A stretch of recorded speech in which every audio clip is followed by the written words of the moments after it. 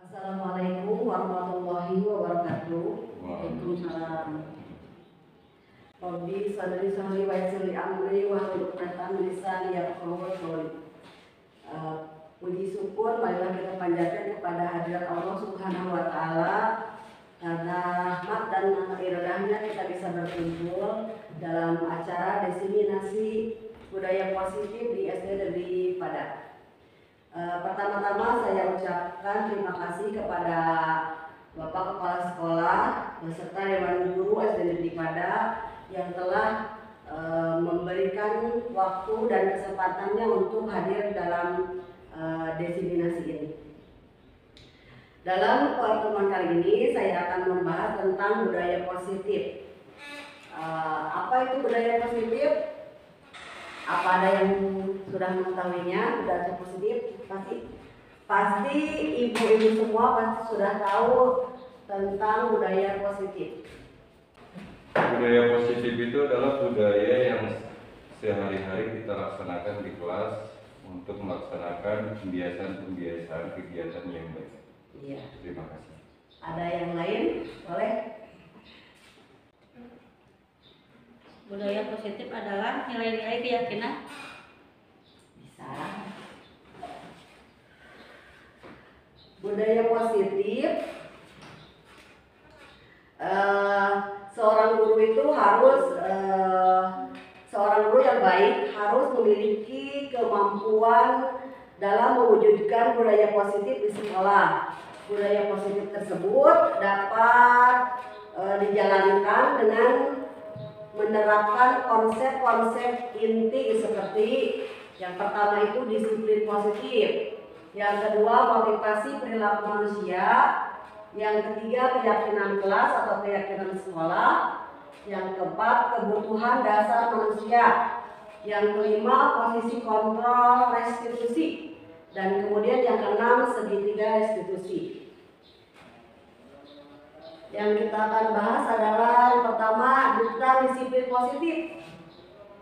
Disiplin positif itu merupakan suatu cara menerapkan disiplin yang mengajarkan anak bertanggung jawab dan menumbuhkan kesadaran diri berdasarkan nilai-nilai kebajikan. Misalnya, kalau di sekolah itu nilai kebajikannya dirangkum dalam profil pelajar Pancasila. Ibu, profil Pancasila coba Bu bisa disebutkan? Ya, Bu Ira.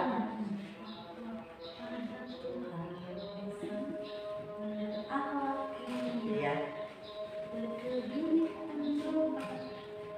Ditarik atau Ibu?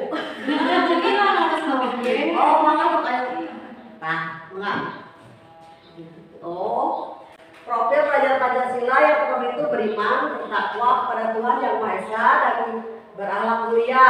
Kemudian yang kedua mandiri, yang ketiga bernilai kritis, dan yang keempat berkebinekaan global, bergotong royong dan kreatif.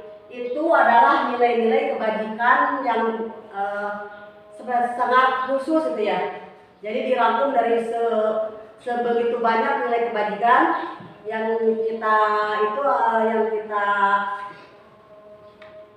akan lakukan itu adalah profil pelajar Pancasila. Kemudian ada 3 perilaku motivasi manusia. Yang pertama yaitu untuk menghindari ketidaknyamanan atau hukuman. Dan kedua untuk mendapatkan imbalan atau penghargaan dari orang lain. Itu disebutnya motivasi ekstrinsik, yaitu motivasi yang berasal dari luar. Kemudian yang ketiga motivasi untuk menjadi orang yang menerima yang mereka inginkan dan menghargai diri sendiri dengan nilai-nilai yang mereka percaya. Misalkan kalau anak itu misalkan mengerjakan tugas takut dimarahi, itu berarti motivasi dari luar, seperti motivasi ekstrinsik. Misalkan kalau udah di dalam itu mengerjakan tugas PR misalkan karena dia memang menyadari bahwa PR itu adalah kewajibannya. Jadi itu sudah masuk kepada motivasi intrinsik, yaitu jadi dari dalam. Yang ketiga, keyakinan kelas. Keyakinan kelas atau sekolah. Guru berperan dalam mewujudkan terbentuknya keyakinan sekolah atau keyakinan kelas dengan adanya kesepakatan antar guru dan murid. Biasanya ini dibuat pas awal tahun ajaran baru. Misalkan kita bersama-sama membahas dengan siswa tentang keyakinan kelas apa yang disepakati. Hal-hal nilai-nilai baik apa, misalnya nilai budaya positif apa yang kita sepakati di kelas, kemudian dibuatlah daftarnya, kemudian dibuat dalam kalimat positif. Apa misalnya kalimat positif, Bu Ira? Keyakinan kelas nilainya prinsip apanya? Kalimat-kalimat positif seperti apa? Di dalam kelas. Ya, keyakinan kelas. Keyakinan kelasnya di Ya. dalam kelas. Misalkan tidak datang terlambat. ya, tidak datang terlambat. Datang tepat waktu. Jadi kita itu jangan menulis tidak datang terlambat, tapi tulis nanti Datang tepat waktu. datang tepat waktu. Jangan tidak buang sampah sembarangan, tapi buanglah sampah pada tempatnya. Seperti itu. Tata tertib di sekolah. Ya, seperti itu. Jadi yang diambilnya kalimat positif supaya nanti membawa pemikiran yang positif. Kemudian, nah ini keyakinan kelas 1. Jaga kebersihan ruang kelas. Terus mari membantu kapanpun kita bisa.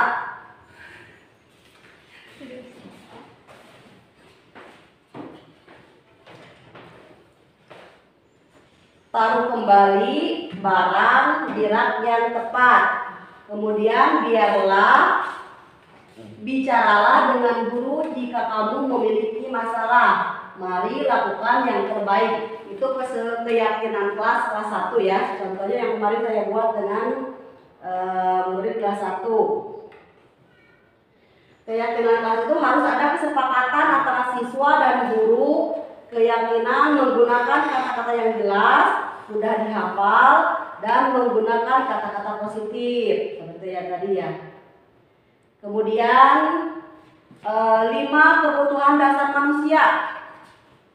Yang pertama itu bertahan hidup, dan yang kedua kasih sayang dan rasa diterima. Kemudian yang ketiga penguasaan, yang keempat kebebasan, yang kelima kesenangan. Ini ada studi kasus. Ibu Ambar, guru wali kelas 2A di SD Pelita Hati, sedang bingung menghadapi ulah salah satu murid di kelasnya. Doni beberapa anak di kelas 2A telah datang padanya dan mengeluhkan. Doni yang seringkali meminta bekal makanan siang mereka dengan paksa. Jika Anda menghadapi situasi seperti Ibu Ambar, apa yang akan Anda lakukan menurut Anda? Kira-kira apa alasan Doni melakukan hal itu? Si Doni itu merebut makanan teman-temannya.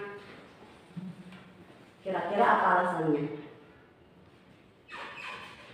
Karena kebutuhan dia akan makanan tersebut mungkin tidak tercukupi di rumah. Ya. Yang pertama itu alasan Doni yang saya misalkan. Yang pertama, karena Doni lapar dan orang tuanya tidak membawakan bekal makanan siang untuk Doni, maka kebutuhan dasar yang berusaha dipenuhi Doni adalah kebutuhan untuk bertahan hidup. Jadi dia butuh lapar, jadi dia butuh makanan. Itu adalah kebutuhan dasar manusia, yaitu untuk bertahan hidup atau survival.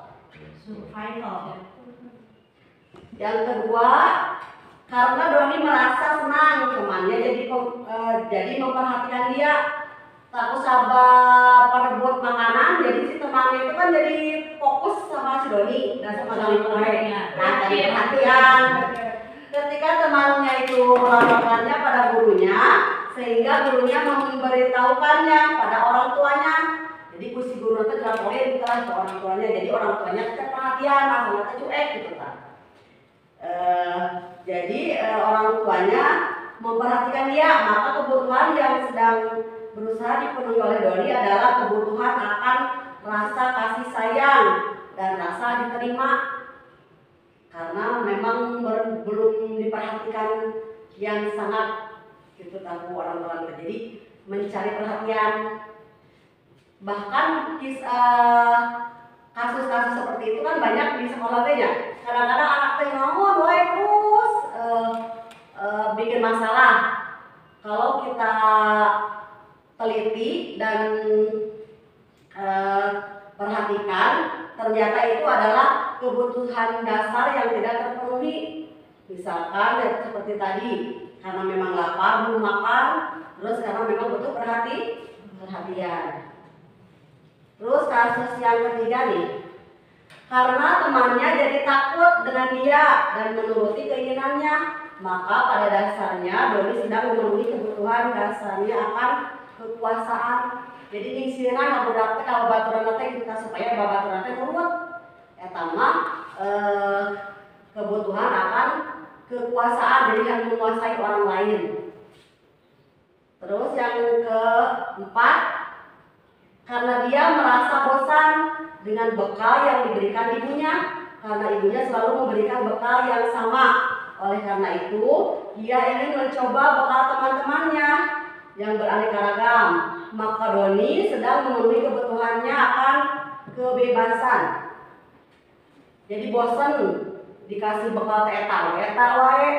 Jadi ingin merasakan makanan yang lain, tapi orang tuanya itu tidak ngerti gitu. Jadi bikin masalah di sekolah dengan mengambil makanan orang lain. Nah itu keinginan dasar manusia yang butuh kebebasan. Kemudian selanjutnya tentang posisi kontrol restitusi. Seorang guru itu mempunyai 5 posisi kontrol. Yang pertama itu guru sebagai penghukum. Yang kedua, guru sebagai pembuat merasa bersalah. Yang ketiga, guru sebagai teman. Yang keempat, guru sebagai pemantau. Dan yang kelima, guru sebagai manajer. Di dalam kelas atau biasa di sekolah ada anak misalkan, kalau membuat masalah paling kita tegur ya, langsung ditegur.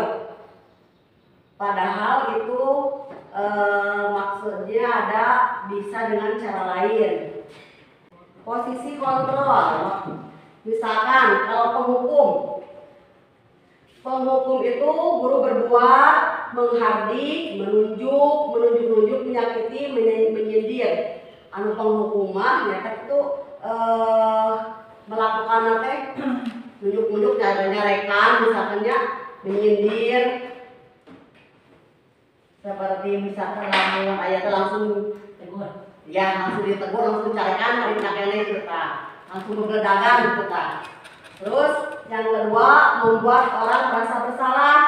Eta mah berceramah dulu, menunjukkan kekecewaan mendalam. Misalkan kamu mah membuat ibu kecewa, ibu mah kecewa sama kamu, eta teh membuat rasa bersalah. Terus yang ketiga seperti kontrol teman, membuatkan alasan-alasan untuk murid-muridnya. Misalkan kalau teman nah kamu misalkan make terlambat, kunaon, atau kamu teh kesiangan karena apa? Ditanya dulu alasannya, ujuk-ujuk begal penyarekannya. Jadi ditanya dulu alasannya. Jadi sebagai teman, jadi ngobrol, tidak kaku gitu kalau kontrol teman. Terus yang keempat, pemantau. Kalau pemantau mah menghitung dan mengukur. Karena kamu telah misalkan kesiangan, jadi kamu harus misalkan sit up atau konsekuensinya harus misalkan pulang lebih belakang karena memang kesiangan, jadi si waktunya itu ditambahin. Misalkan pulang waktu orang lain pulang jam 12, jadi dia misalkan 12.15 karena telat datang. Jadi terukur menghukumnya kan kesesuaian ya. Di misalkan menghitung dulu kesalahan atau naon, nanti terus hukumannya apa gitu. Ada sebab akibat, sebab konsekuensi ya, alasannya ya. Jadi ada konsekuensi gitu kan. Kemudian yang kelima, posisi kontrol manajer mengajukan pertanyaan-pertanyaan. Hari manajer mah jadi mengajukan pertanyaan dulu, nah pakai kasihangan, terus pas gitu teh nanti tindak lanjutnya mungkin akan menggunakan seperti segitiga restitusi, karena kontrol manajer itu biasanya menggunakan posisi kontrol restitusi. Misalkan yang pertama, menstabilkan identitas. Jadi si anaknya ditanya dulu alasannya kenapa, misalkan kesiangan deh, kenapa kesiangan, terus kenapa kesiangan, terus misalkan ibu juga pernah kesiangan, semua orang pasti pernah kesiangan, jadi untuk langsung anaknya tidak langsung merasa bersalah gitu. Ya, menstabilkan identitas dilakukan berdasarkan prinsip bahwa membuat kesalahan adalah bagian dari proses pembelajaran yang nantinya akan menggeser dari identitas gagal menjadi identitas sukses. Jadi misalkan kalau membuat kesalahan itu hal yang wajar, jadi si anaknya itu langsung berarti bersalah begitu. Jadi ngupahan heula, namun bahasa Sunda nama diupahan heula. tidak berbohong, berakhir Ya. bisa jadi. Yang kedua, menstabilkan identitas. Berbuat salah itu hal yang manusiawi, kata-kata seperti itu. Namun misalkan anak berbuat salah kan langsung orang mana yang menang gitu, tadi mana di ada membuat masalah. Jadi ditanyalah terus orang teh harus ada kata-kata seperti itu. Tidak ada manusia yang sempurna, terus kita pasti bisa menyelesaikan masalah ini. Bapak ibu tidak tertarik mengetahui siapa benar dan siapa yang salah, tapi bapak atau ibu lebih tertarik untuk menyelesaikan masalah. Kemudian yang kelima, kalau kamu menyalahkan dirimu sendiri terus menerus, apakah kamu bersikap baik pada dirimu? Kemudian memvalidasi tindakan yang salah. Misalkan anaknya kesiangan, terus kita validasi tindakannya. Dilakukan validasi tindakan yang salah dilakukan berdasarkan prinsip bahwa setiap perilaku berupaya untuk memenuhi kebutuhan tertentu, seperti tadi kayaknya yang kebutuhan dasar manusia. Jadi 5 kebutuhan dasar manusia itu kalau ada satu saja yang tidak terpenuhi, pasti anak itu akan membuat masalah. Misalkan di rumahnya tidak, kebutuhan hidupnya tidak tercukupi, misalkan pasti nanti akan ada masalah. Ya, jadi kebutuhan 5 kebutuhan dasar manusia itu harus terpenuhi supaya tidak ada masalah gitu. Prinsip positif perilaku berupaya untuk memenuhi kebutuhan tertentu sehingga guru atau orang tua bergeser dari pemikiran stimulus respon menjadi proaktif serta akan lebih mengenali dan mengakui kebutuhan murid. Seperti tadi, budak salah teh misalkan ditanya dulu alasannya kenapa, terus dilihat dulu latar belakang keluarganya seperti apa. Jadi kita bisa membuat jalan keluar atau menyelesaikan masalahnya itu tanpa masalah. Kemudian yang ketiga, validasi tindakan yang salah itu bisa dengan kata-katanya seperti contohnya, kamu pasti punya alasan untuk melakukannya, apa yang penting bagi kamu. Kamu boleh tetap berusaha menjaga sikap itu, tapi tambahkan sikap yang lain yang baru. Maukah kamu mendapat cara yang lain untuk mendapat yang kamu butuhkan tanpa harus mengumpul misalkan. Yang ketiga, menanyakan keyakinan. Jadi si anak itu kalau berbuat salah teh ditanya dulu, kan kita sudah membuat keyakinan kelas ya. Nah, nanti dikaitkan kesalahannya itu dengan keyakinan kelas yang kita sudah buat. Apakah keyakinannya dia sudah tahu tentang keyakinan kelasnya itu apa? Terus menyadarkan dia bahwa dia sudah melanggar keyakinan kelas. Menanyakan keyakinan kelas dilakukan dengan memberikan pertanyaan-pertanyaan bermakna pada murid atau anak untuk memunculkan motivasi secara intrinsik sehingga dapat mengaitkan keyakinannya dengan tindakan yang salah. Jadi tindakan yang salah itu dikaitkan dengan keyakinan kelas. Misalkan pertanyaannya, apa nilai yang kita percaya di sekolah? Misalkan keyakinan kelasnya apa? Tidak boleh datang terlambat, dan harus datang tepat waktu, saling menghormati atau yang lainnya. Apa nilai-nilai yang telah kita sepakati? Kelas yang ideal itu yang seperti apa? Kamu ingin jadi apa yang seperti apa? Anak yang seperti apa? Apa yang kamu rasakan ketika kamu melakukan itu? Kamu menjadi orang yang seperti apa? Misalkan kamu membuat kesalahan teh, pertanyaan nanti itu kalau mengaitkan dengan keyakinan kelas. Seorang guru yang baik harus memiliki kemampuan dalam mewujudkan budaya positif di sekolah. Budaya positif itu dapat dijalankan dengan menerapkan konsep-konsep inti seperti yang 6 tadi ya, disiplin positif, motivasi perilaku manusia, keyakinan kelas atau sekolah, kebutuhan dasar manusia, posisi kontrol restitusi, dan segitiga restitusi.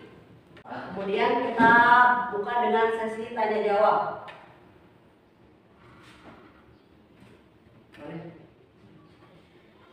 Pertanyaan pertama, apa saja yang termasuk budaya positif di sekolah? Terus mengapa budaya positif itu sangat penting? Ya, Budaya positif di sekolah seperti yang tadi dibilang ya Bu. Yang pertama itu disiplin positif. Misalkan seperti tadi datang tepat waktu, tidak membuang sampah sembarangan seperti yang ada di keyakinan kelas. Terus tentang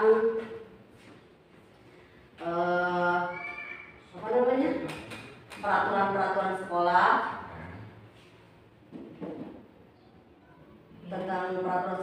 terus keyakinan kelas atau keyakinan sekolah yang sudah disepakati oleh guru dan siswa.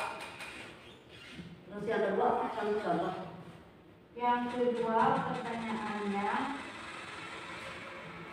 mengapa budaya positif itu sangat penting di sekolah? Budaya positif itu sangat penting di sekolah karena untuk menanamkan karakter baik pada anak. Kalau misalkan kita tidak menanamkan budaya positif itu, pasti tidak ada patokan atau ukuran anak itu mau dibawa kemana misalkan. Tidak ada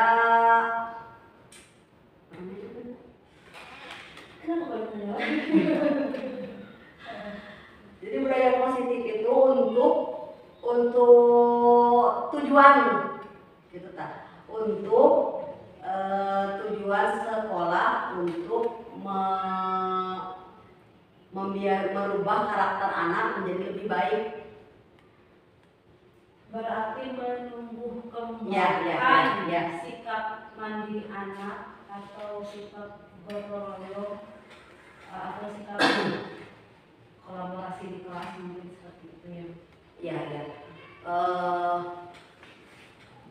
Menambahkan Bu? Boleh. Terima kasih.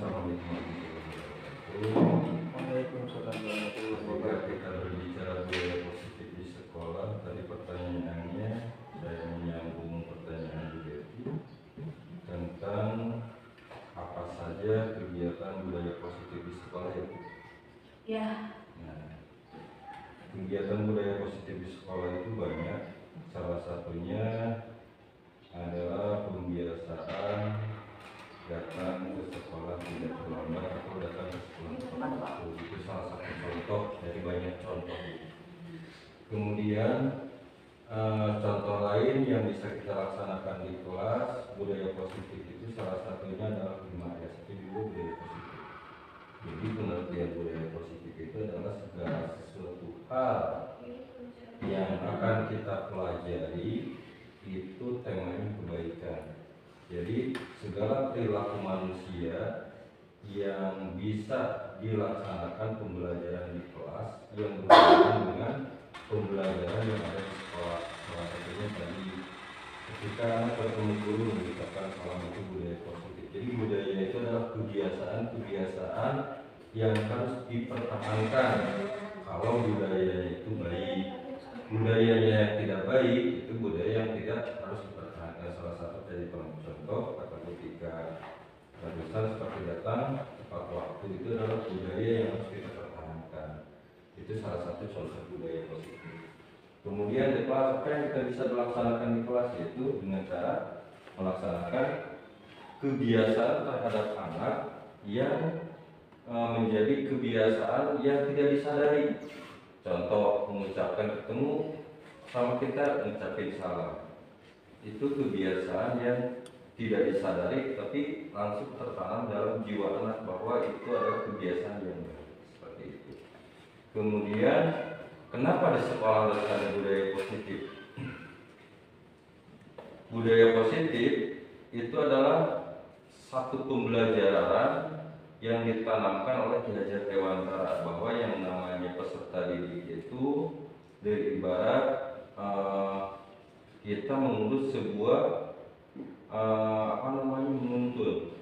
Ketika tuntunan itu tidak baik, maka hasilnya pun tidak akan baik. Pembelajaran Ki Hajar Dewantara yang mengusung Tuturi Handayani, guru itu di depan harus menjadi contoh, di belakang itu harus menjadi pendorong, kemudian guru itu harus menjadi tuntunan. Itu budaya-budaya seperti itu yang harus diterapkan di sekolah. Jadi intinya ketika kita berbicara tentang budaya positif, banyak hal sekali yang bisa kita laksanakan terutama di kelas seperti itu. Jadi kalau kita bisa melaksanakan budaya positif dan tanpa disadari anak lalu menjadi kebiasaan, berarti kita sudah melaksanakan budaya positif ini. Kadang-kadang tidak perlu diingatkan lagi itu sampah kalau ambil. Ketika budaya itu sudah tertanam, anak itu langsung mengambil sampah dibuang ke tempat. Berarti kita sudah menanamkan budaya yang positif. Budaya itu kebiasaan. Nah mudah-mudahan dengan adanya diseminasi dari calon guru penggerak ini bisa menambah satu wawasan buat kita, bisa menambah satu budaya positif yang belum kita laksanakan. Seperti itu. Mungkin itu, terima kasih. Ada lagi?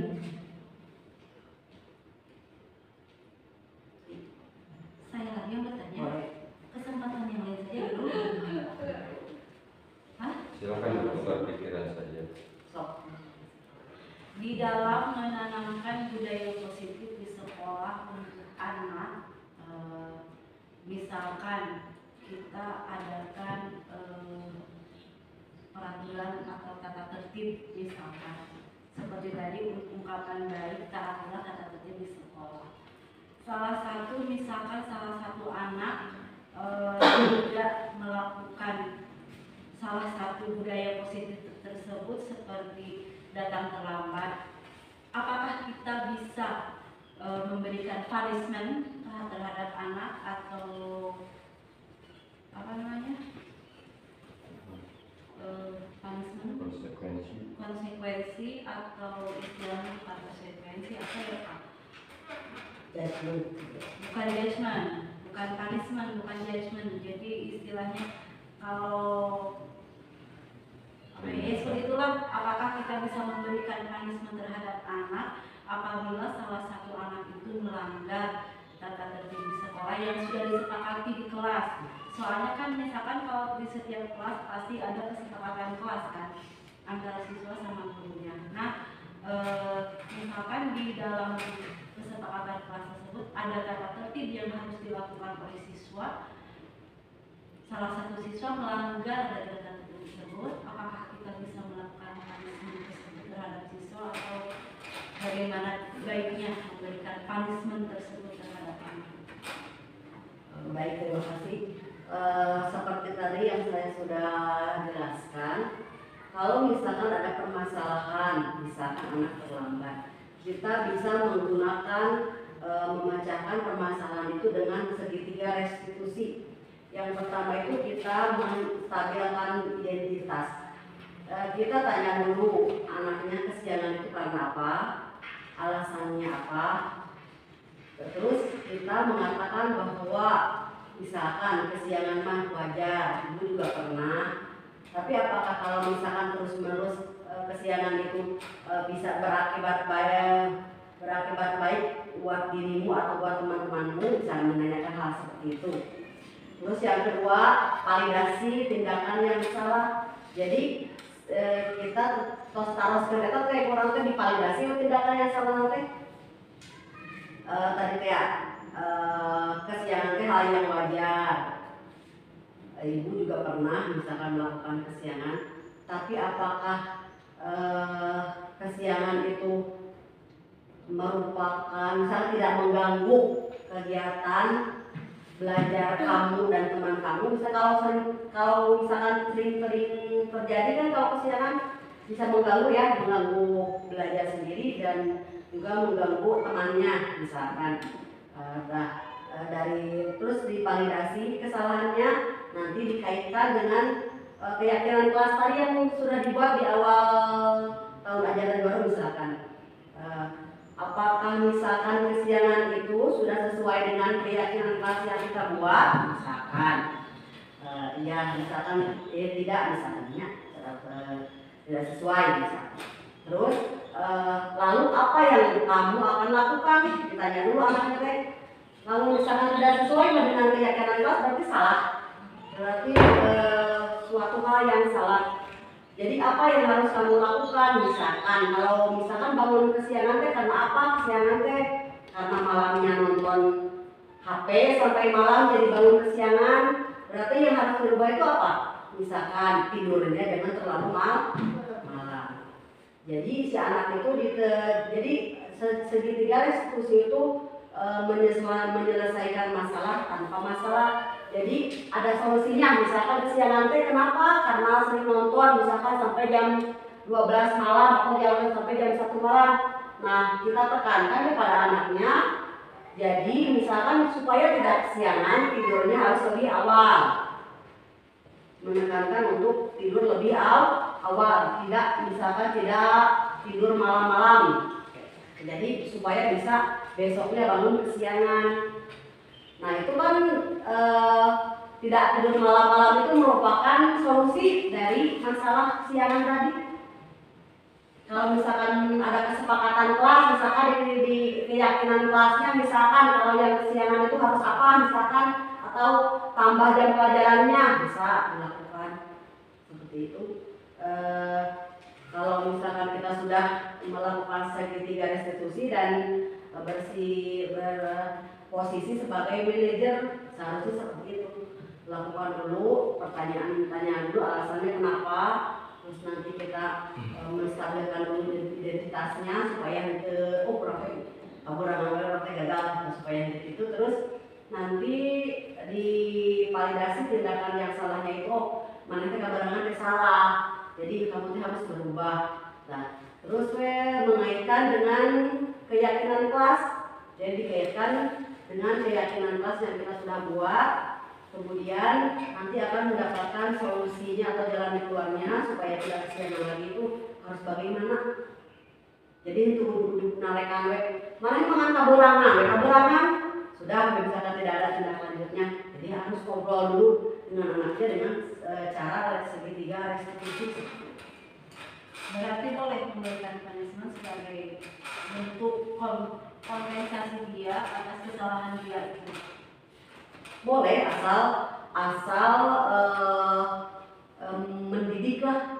Seperti misalkan kan kalau seperti posisi penghukum, misalkan contoh posisi penghukum kan, kalau penghukum mah kamu datang kesiangan, kamu harus lari di lapang misalkan 10 kali. Itu teh posisi penghukum. Apakah berlari 10 kali lipat akan membuat anak itu tidak kesiangan lagi? Kan tidak ya. Jadi hukuman atau sanksi yang diberikan itu harus sesuai dengan kesalahannya. Misalkan karena datang kesiangan, jadi dia itu harus belajarnya lebih 15 menit dari orang lain. Misalkan orang lain pulang jam 12, dia pulang 12.15 misalkan, karena dia telat 15 menit misalkan seperti itu. Jadi harus ada positif. Jadi sisi positifnya sanksi itu tidak boleh misalkan seperti tadi lari mengelilingi lapangan karena kesiangan, itu tidak efeknya itu tidak baik. Berarti memberikan sanksi yang berdampak Positif ya untuk anak dan bisa memperbaiki kesalahan anak, memperbaiki anak bisa belajar dari kesalahannya, bahwa kesalahan yang dia lakukan itu tidak bagus untuk dia dan untuk yang lainnya. Jadi harus ada hukuman yang bisa berdampak positif dan membuat dia lebih baik lagi. Ada konsekuensi. Ya.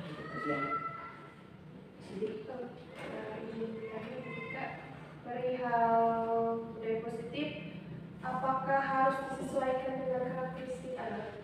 Budaya positif itu, jika memang itu ada, bagaimana cara memberi pemahaman itu terhadap peserta? Budaya positif itu sebenarnya nilai-nilai yang baik. Jadi tidak disesuaikan dengan murid. Misalkan kalau nilai baik pada semua orang juga harus baik. Jadi mau muridnya karakternya seperti apapun, budaya positif itu tetap harus dilaksanakan. Misalkan seperti tadi kata Bapak, misalkan senyum, sapa, salam, itu kan tidak harus berhubungan dengan karakter anak ya. Semua anak juga bisa kalau senyum, sapa, salam, asal ada kemauan untuk melakukannya. Misalkan seperti kegiatan duha atau seperti itu, kebiasaan-kebiasaan yang baik yang bisa berdampak positif untuk anak. Jadi tidak harus sesuai dengan karakter. Yang penting maksudnya budaya positifnya dilakukan di sekolah secara terus-menerus untuk membuat atau bertujuan untuk menanamkan karakter baik pada anak, seperti itu. Jadi maksudnya tidak kan kalau karakter anak kan berbeda-beda ya. Ada yang suka, misalkan ada yang suka yang suka marah-marah, atau itu semua kayaknya kalau budaya positif itu masuk untuk semua. Soalnya ini teh budaya positif baik yang harus budaya yang baik yang harus dilakukan misalkan. Jadi tidak ada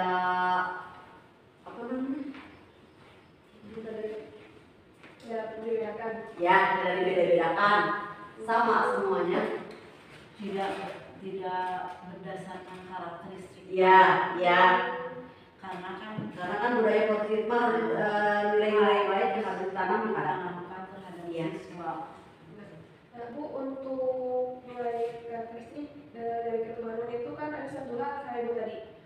Apabila ada anak tahu nih ini keutamanya sabun apa, hanya saja anak itu malas untuk melakukannya. Nah, untuk cara merangkul si anak itu seperti apa, Bu, tanpa menghakimi si anak?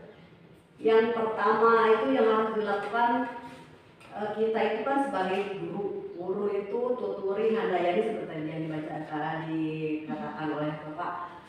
Kita itu digubuk, ditiru bahasa Jadi kita harus mencontoh dulu, kita lakukan dulu supaya nanti anak meniru.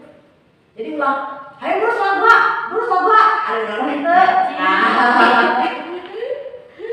Jadi tindakannya seperti itu mesti, apalagi anak zaman sekarang pada pintar balik-balikan. Jadi kita harus berinisiatif, misalkan melakukannya terlebih dahulu supaya anak-anak bisa mengikuti. Misalkan, ini kalau budak ulang ngomong kasar, tapi orang ngomong kasar itu saya rasa akan sulit untuk mengarahkan anak supaya berbicara misalkan sopan. Jadi setiap tindakan itu harus dicontohkan dulu lah gitu. Ada lagi pertanyaan tidak? Bagaimana strategi dalam membuat keyakinan di kelas? Cara membuat strategi keyakinan di kelas. Yang pertama itu kita sepakati dulu dengan murid apa yang akan menjadi keyakinan kelasnya. Misalkan tidak datang tepat waktu. Terus misalkan apa kalau misalkan tidak datang terlambat, konsekuensinya apa atau sanksinya apa. Jadi harus disepakati dulu antara siswa dan guru. Yang kedua, harus menggunakan kata-kata yang jelas. Jadi itu panjang-panjang, kata-kata itu panjang supaya mudah diingat gitu. Terus yang ketiga, menggunakan tadi kata-kata positif. Jadi misalkan jangan datang terlambat. Jadi lu diangkat terlambat. Nah, kalau misalkan kata-kata positif mah jadi datang tepat waktu. Jadi maksudnya kata-kata lain itu positif banyak. Udah positif misalkan jadi datang tepat waktu untuk terlambat. Misalkan buang sampah, jangan buang sampah sembarangan. Itu bukan kalimat positif. Jadi positifnya buanglah sampah pada tempatnya. Seperti itu. Kemudian sudah disepakati, terus tadi dipilih dengan kata-kata positif, kemudian bisa di-print atau dibuatkan poster, kemudian dipajang di kelas. Seperti itu ya. Ada lagi?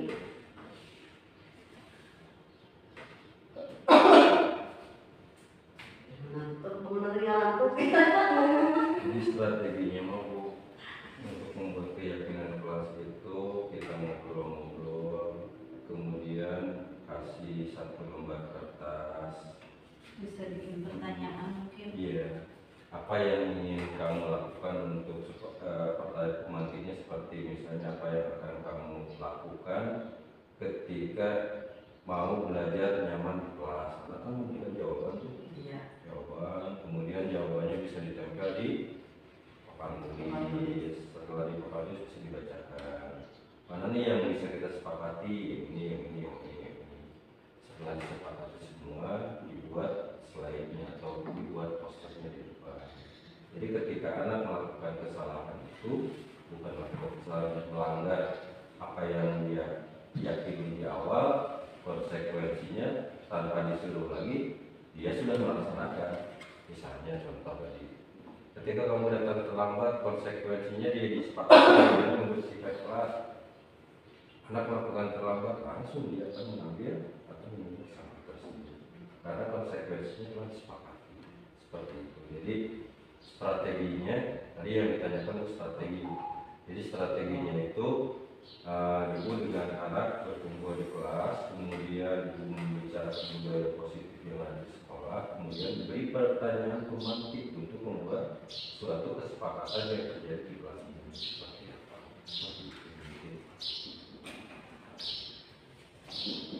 Ada lagi?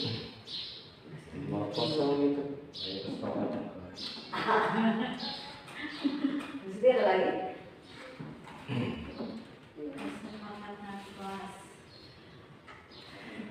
Kalau udah bahasa dulunya itu kata tertib. Tapi yang namun tidak bisa sendiri jadi kesepakatan. Lebih kalau kata tertib mungkin lebih secara garis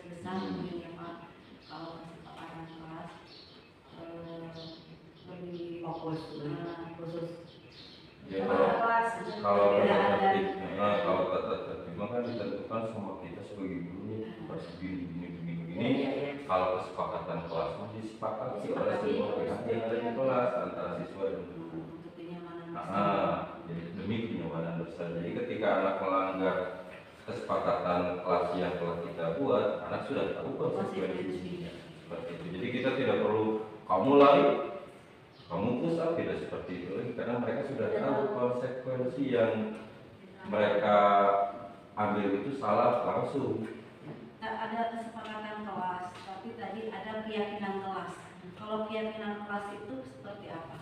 Sama Bapak. Keyakinan kelas dan kesepakatan kelas itu adilanjut Bu, adilanjut. Ketika kita menemukan kesepakatan kelas kita buat, jadi kan setelah sepakat pasti yakin bahwa keyakinan anak itu setelah membuat kesepakatan kelas nanti, setelah kesepakatan itu sebelum keyakinan dibuat. Jadi kesepakatan dulu semua anak setelah dibuat ditempel di mana jadi keyakinan kelas. Jadi keyakinan ketika anak melakukan kesalahan apapun yang telah dibuat oleh kita dengan siswa, maka ketika melanggar pun anak sudah tahu konsekuensinya apa. Jadi orang disuruh mana karena kesiangan harus berusaha, tidak seperti itu kan, karena mereka sudah tahu konsekuensinya apa. Itu bisa diterapkan di kelas rendah. Itu mungkin di kelas rendah itu kesepakatannya yang mungkin disesuaikan dengan tingkatan usia. Karena di kelas 3, 2, 1 itu adalah fase mengenal. Jadi kalau ketika anak kelas 1 diponis seperti itu kadang-kadang kan turun gitu. Nah, seperti tadi saya mendengar kata bagaimana supaya anak itu bagaimana caranya tadi saya menurut ya ketika kita merangkul anak supaya anak itu tidak halim ya. Nah, segitiga restitusi tadi diterapkan. Pertama kita validasi dulu data. Kenapa kamu tidak mau ikut kita? Mau Ya, dasar pendekatan. pendekatan. Ya tadi saya pakai segitiga restitusi. Ketika kita memahami segitiga restitusi dengan bahasanya enak, dengan anak-anak tidak merasa diponis. Oh berarti salah, tidak merasa begitu. Jadi ketika setelah melaksanakan segitiga restitusi, anak itu menyadari, oh ternyata itu penting buat saya. Seperti itu. Jadi tidak akan mengulangi kesalahan kedua kalinya. Lalu misalnya kita berarti restitusinya aja benar. Itu. Tadi kan ada kalau misalnya kurang harus dicari berarti tapi sedetik itu gitu deh. Berarti restitusinya dulu berjalan dengan baik. Seperti itu. Jadi restitusi itu tujuannya menyadarkan secara tidak langsung ketika anak punya masalah, dia pun punya solusinya sendiri untuk memperbaikinya. Seperti itu pemahaman saya tentang segitiga restitusi. Ketika dia mau menyelesaikan masalah tanpa masalah. Jadi kalau orang mulai jadi masalah, udah mulai jadi masalah gitu. Jadi timbulnya penyelesaiannya itu dalam diri anak itu sendiri. Jadi kita harus nanya lagi orangnya. Bedanya kan, bahwa kadang-kadang orang segitu semua siap kan gitu. Nah, kamu segatinya, apa restitusinya gitu. Ulangi lagi.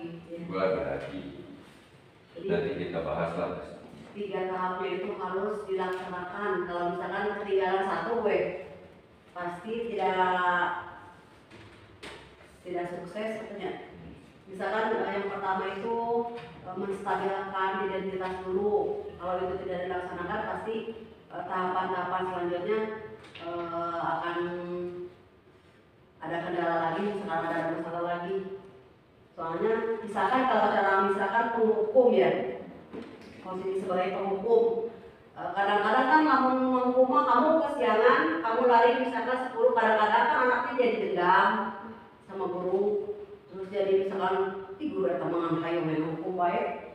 Jadi bukan berubah jadi si anak teh jadi noyon jadi ngajakeun. Nah kalau dengan segitiga restitusi ya insya Allah pasti si anak itu secara orang tema dina jero hati nanti sadar gitu.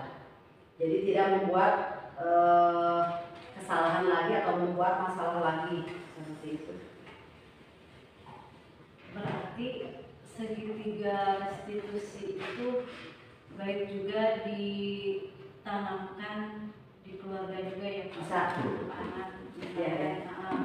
anak melakukan kesalahan tidak kita sebagai orang tua tidak bisa langsung mempanis, menjudgment terhadap anak. Jadi kita tanya, mungkin pertama tanya dulu kenapa anak melakukan Ya. kesalahan. Ya, stabilkan dulu identitasnya.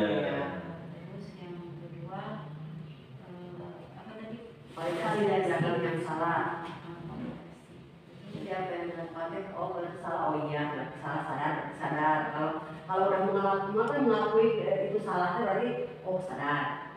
Kemudian yang ketiga itu mengaitkan dengan keyakinan, misalkan kalau di kelas itu keyakinan kelas, kalau di rumah berarti nilai-nilai kebaikan apa yang dikaitkan gitu. Misalkan anak teh melakukan sesuatu misalkan dan dikaitkan dengan nilai-nilai kebaikan apa yang sudah dilanggarnya misalkan gitu. Seperti itu. Sama bisa diterapkan segitiga itu bisa diterapkan di sekolah, di rumah, dimanapun. Yang asalkan jangan kriminal. Kalau kriminal itu tidak bisa apa ya? Kalau misalkan guru memukul tidak bisa dengan restitusinya, karena pasti dilaporkan misalkan seperti itu. Kan tidak boleh langsung ya Pak menghukum anak. Iya, dia kalau segitiga restitusi mah bisa diterapkan dengan dia permasalahan apapun kecuali misalkan masalahnya berkaitan dengan hukum, misalkan narkoba, itu mah tidak bisa. Terus kalau misalkan dengan adanya segitiga restitusi dalam memecahkan masalah, dampak positifnya mungkin anak tidak merasa terhakimi. Ya. Jadi mengubah posisi gagal menjadi sukses seperti itu Bu. Jadi anak tidak akan minder oleh teman sekelas karena dia melakukan kesalahan, dia berani bertanggung jawab atas kesalahan yang diperbuat anak tersebut. Jadi berusaha untuk memperbaiki misalkan seperti itu. Ibu kan terkait anak Ibu kan ada anak itu gengsinya tinggi, dia lebih terbuka terhadap temannya daripada keluarganya. Jadi kita tahu karakter keluarga kita dari teman dekat si adik. Nah itu bagaimana supaya si anak ini jadi percaya penuh lah sepenuhnya pada keluarga, sedangkan gimana ya, dia lebih condong ke temannya dibandingkan keluarganya. Jadi apa yang dia rasakan, dia lakukan lebih bercerita kepada temannya daripada keluarganya. Nah, kalau seperti itu gimana cara penyelesaiannya? Mungkin orang tuanya yang kurang Ya. Kalau itu dicari dulu masalahnya apa misalkan. Kalau misalkan dia percaya sama temannya, kita gunakan temannya untuk tanya misalkan kenapa atau nggak percaya sama keluarganya. Biasanya kalau sama teman mah suka terbuka, suka apa aja diceritain sama teman. Jadi misalkan kita bisa menggali dulu masalahnya itu apa dari temannya. Kenapa temannya tidak percaya sama orang tuanya, misalkan sama keluarganya, misalkan orang tuanya itu misalkan sok comel.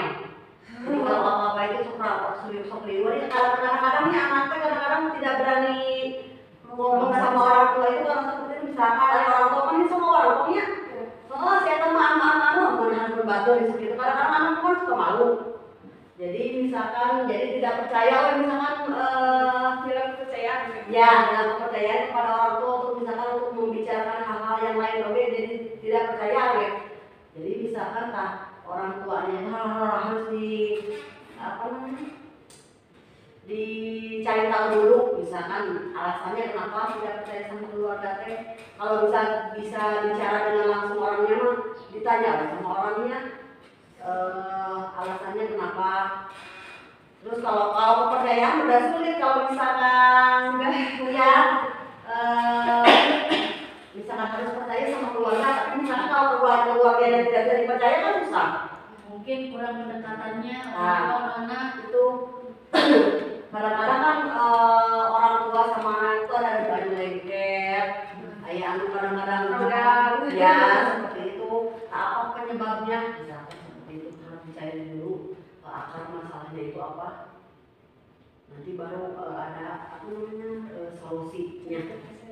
Misalkan seperti kemarin ada yang kasus katanya seorang anak yang sudah SMP ya, jadi ke sekolah teh jadi masuk belajar di sekolah, jadi ke batur seperti itu di rumahnya kan cenah orang kaya, jadi apa-apa teh dilaksanain, orang pengen apa dibeliin sama orang tuanya teh. Tapi kadang-kadang kalau tidak dibeliin, misalkan tidak dituruti keinginannya, jadi si anaknya suka marah-marah sama orang tuanya. Nah, berarti permasalahannya itu misalkan orang tuanya itu misalkan tidak tegas, misalkan yang sok yang, tapi tidak ada aturan-aturannya di rumah. Jadi si anak teh bangkang kalau misalkan tidak dituruti marah gitu. Jadi tidak ada peraturan rumah yang membuat anak teh turut atau membuat anak takut gitu kan. Jadi semuanya tidak ada aturannya. Jadi si anak teh berbuat sangat nawe semaunya karena tidak orang tuanya itu tidak tegas.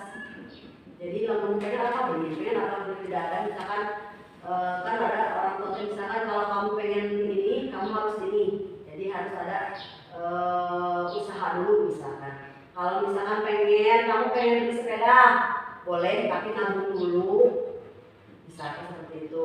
Jadi si anak teh harus ada usaha dulu untuk mendapatkan sesuatu, misalkan seperti itu. Dan dia misalkan tadi orang tuanya karena orang kaya jadi pengen apa-apa terus dibeliin, jadi si anak itu tidak ada maksudnya tidak ada usaha yang instan ya. Jadi apa-apa itu dia langsung kalau kita dirasain tapi marah-marah. Jadi misalkan tidak ada orang tua itu tidak ada aturan yang membuat anak itu ya membuat anak itu membuat anak takut atau ya seperti itu. kesimpulan hari ini. Budaya positif harus dilakukan di sekolah atau di kelas untuk menanamkan karakter anak yang baik, supaya anak menjadi tahu ya, supaya anak menjadi tahu mana hal yang baik dan mana yang tidak buat dia, supaya karakternya itu tertanam pada diri anak dan dia mempunyai batasan-batasan untuk hidupnya dan punya tanggung jawab akan tindakan-tindakannya. Sepertinya demikian yang saya dapat sampaikan. Assalamualaikum warahmatullahi wabarakatuh. Assalamualaikum warahmatullahi wabarakatuh. Perkenalkan, nama saya Asifa, kelas 5. Terima kasih kepada Ibu Tika yang sudah mengajak berdiskusi tentang keyakinan kelas, yang mana atas diskusi tersebut membantu saya menjadi lebih bertanggung jawab dan belajar dari kesalahan dengan lebih baik.